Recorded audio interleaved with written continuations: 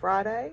It is August the 26th, and it is my 25th anniversary of first days of school as a university professor. Silver anniversary. I should have set up a gift registry. Oh, I was thinking about how I've changed my perspective as who I wanted to be in the classroom over the years, and what I have come to realize is I have to meet my students as whole people. I can't just simply be a purveyor of fine physics information. My students' success relies upon me seeing them as human beings. And where I was, 25 years ago when I walked into the classroom at Oklahoma City Community College the first time, is I think that core person was always there, but I think how I've come to inhabit my role as Dr. Burris has definitely evolved, and I think for the better over the years. Anyway, so we are all set with our coursework copied, and where did I put it? Oh, right here. For first class is our physics majors class at 9 o'clock, and then our service course at 11 o'clock, and then I'm having lunch with my dean today to talk over some things. So should be a good day. Yay, happy first day of school. Okay, so I'm done with classes for the day, and I'm headed home.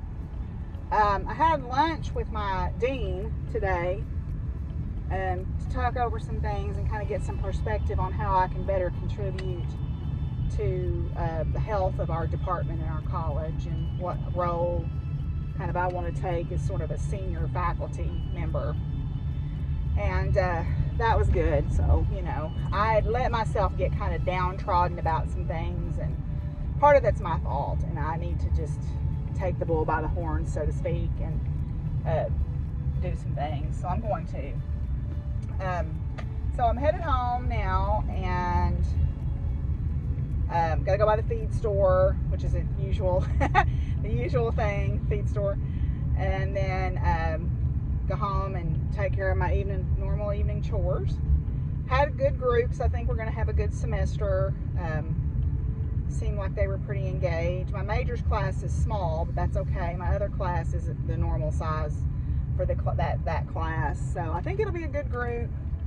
I'm looking forward to it. That's the beautiful thing about this job is every semester is a new adventure. Even if you're teaching the same classes, you never teach anything the same way twice, and you get new students who have new questions and new ideas and new things. And so that's the beautiful thing about this job is it's never the same 2 semesters in a row.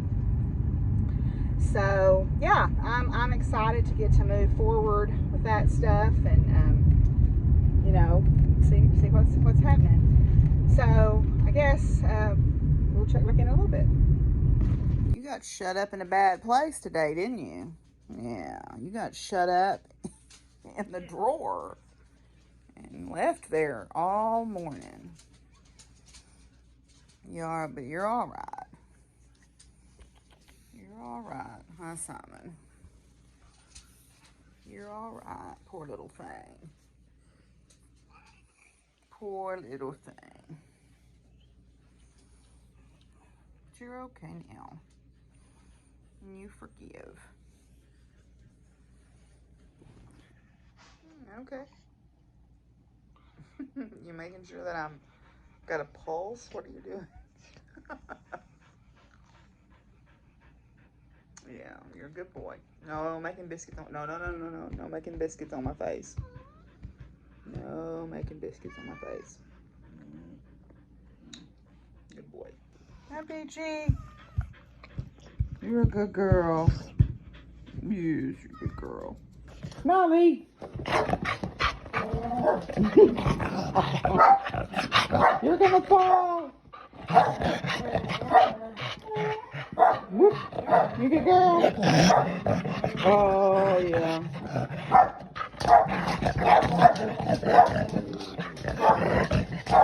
Yeah.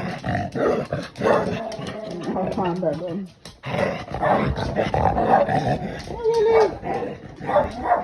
Well, I'm home and I've got my chores done, and I'm gonna work on my dress, I think, for a little while. I've got a little bit of a headache. I don't know why that is, but Probably because I need to drink more water.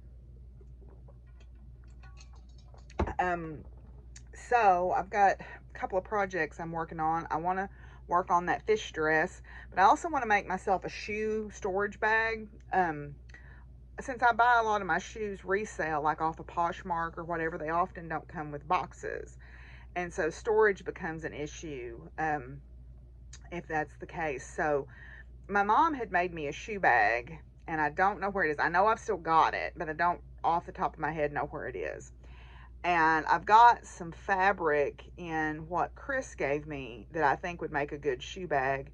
And I need to make some of the pockets big enough to put those boots in. So I'm going to have to think about that a little bit. Hanging it is going to be the issue because it's going to be heavy. So I'm going to have to figure out a way to hang it off the back of my bedroom door or something like that.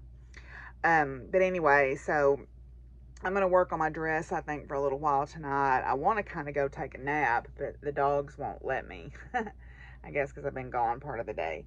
But I've been looking at the tirade of people complaining about the student loan forgiveness thing. This is my 2 cents, and y'all know I can't keep my mouth shut. Student loans are predatory lending. They are. They're predatory lending.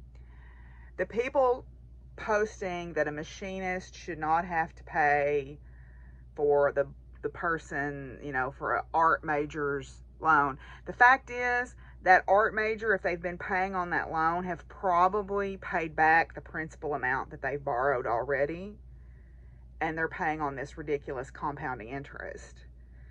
So it's really not costing the machinist in Ohio anything. Also, the fact that that money was borrowed 10 years ago, 15 years ago, whatever. You know, I think that I had a student loan. And when I was in graduate school, I took out some loans. And when I first got out of school, I had to ask for graduated repayment because initially I was only working as an adjunct. Once I got my full-time job, I had to up my payments because I looked at the way it was going. I wasn't even covering the interest with that graduated repayment, but the interest keeps on racking up.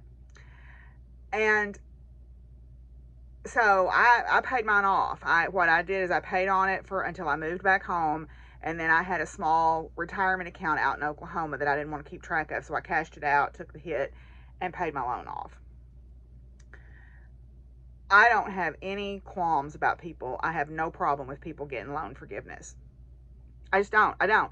At the end of the day, it's going to put more money back into the economy. It is, because they'll have more money to spend on groceries and going out to restaurants and maybe buying a new car and all of these things. I don't understand this I suffered so you have to suffer too mentality. I mean, I realize it's not a perfect solution, but for people who've been paying on them for a while, I am almost assuredly have paid back the balance of what they borrowed. So it's really not costing any money, in my opinion. You know, opinions vary, I understand that, and then you get in this whole conversation about, well, why do people need art degrees, or why do people need, you know, women's studies? I'm like, well, we need women's studies so we can keep an eye on all those old cisgender heterosexual white men and make sure we can call them out on their BS. That's why we need women's studies. Why do we need art? Because art is the soul of a people. Art and music. Why do we need discovery-based science? Why do we need... It's about discovery and creation, and I don't understand how you can make people appreciate that. It frustrates me to no end when people act like those things have no value. Even in the sciences, the diversity of thought and the well-roundedness that I get from being exposed to literature and music and art gives me ideas and wisdom and knowledge to come up with solutions. It makes me crazy when people say, well, you shouldn't have got an art degree. You shouldn't have got this. You shouldn't have got that. Okay. Well, you know, there's probably things that they wish they hadn't done too.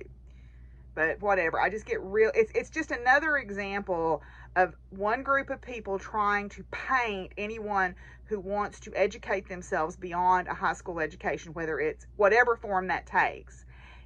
If you're too poor, you shouldn't do it. If you're not studying, that's not going to put money in the capitalist's pocket, you shouldn't do it.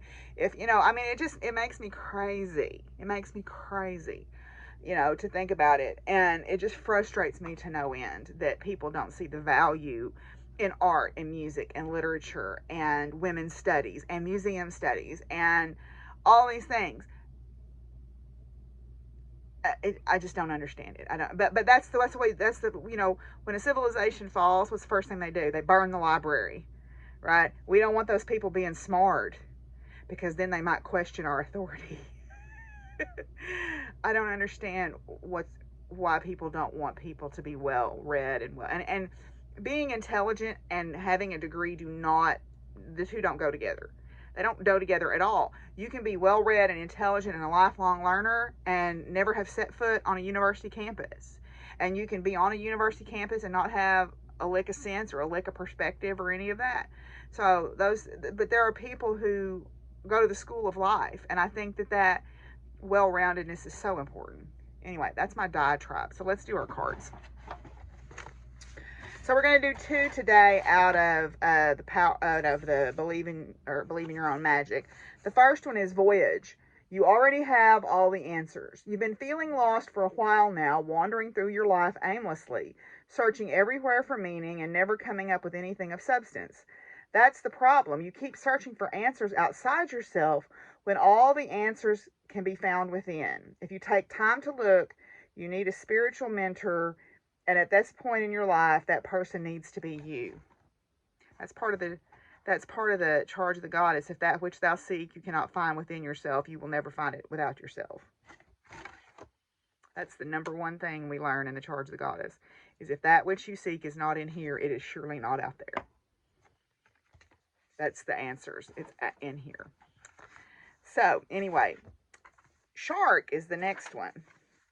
Swim away from this situation. Think of this as the Lovers reverse from the traditional tarot. You've been hanging around a bloodthirsty shark and they've hurt you before. This could refer to a lover, or it could refer to another loved one, such as a friend or a family member.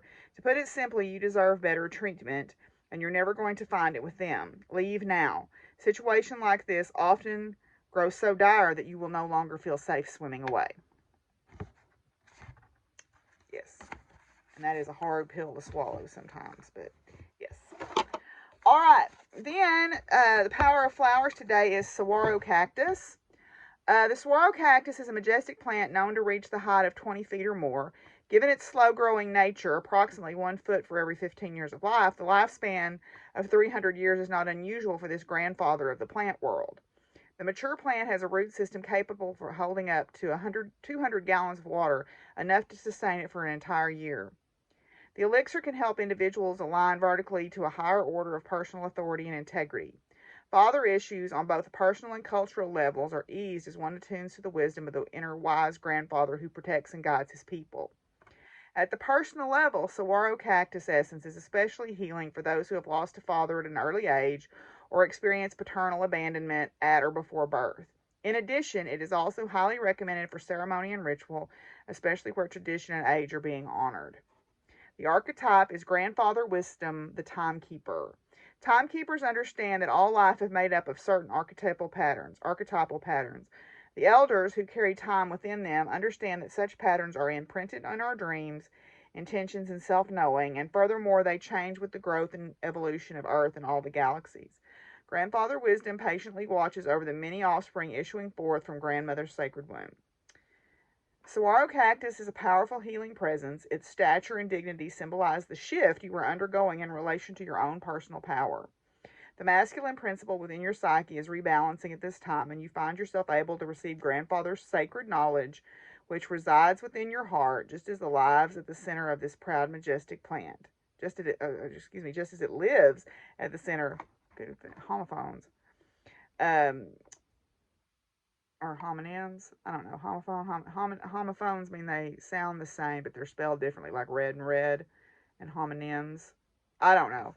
Lives and lives are spelled the same way. So, the folds of Grandfather's garment reach out to protect you on your journey. Ancient knowledge of mystery, saguaro's message living within this desert tree, so strong and proud, loving and true. My life receives protection from you. That one had to work pretty hard for the rhyme, but saguaro cactus. Cool.